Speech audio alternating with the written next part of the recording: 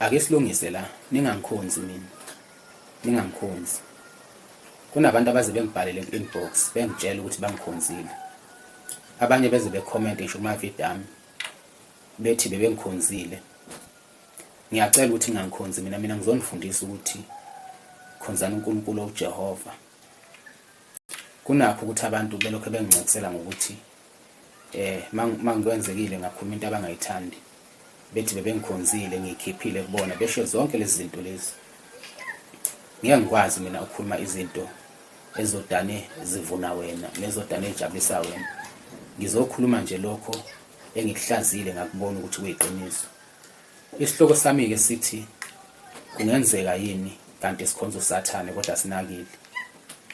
Ngike ngafaka ke ivideo izolo ngikhuluma ngokuthi ngitholile ukuthi uSathane unomzimba womuntu nobuso bembuzi. Sengiyayibuza ke njengamanje ukuthi ke njengoba sisihlabe nje sihlabe imbuzi sithi sihlabela abangasekho bese sithatha lezi impondo zembuzi lezi sihloma lapha emsamo noma nje ngasemnyango endlini sisuke senzelani ngoba uPaul ukuthi besihlabile yikho ukuthi sifake isiphandla.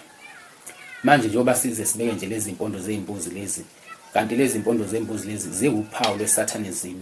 Mawungasungene nje empawini zeSatanism uzofika ulibone lolu phawu oluzimpondo zembuzi. Manje ngiyibuza ngoba uma sike sikhuluma lapha empepheni emsamo asimbizi uNkulunkulu. Manje sinasiqiniseko sokuthi yonke imoya efika lapha emsamo imoya ngempela le yabakithi abangasekho esuke sikhuluma naye ngoba yikho into esuke ingavimba uSathane ukuthi naye umoya wakhe ufike lapha emsamo.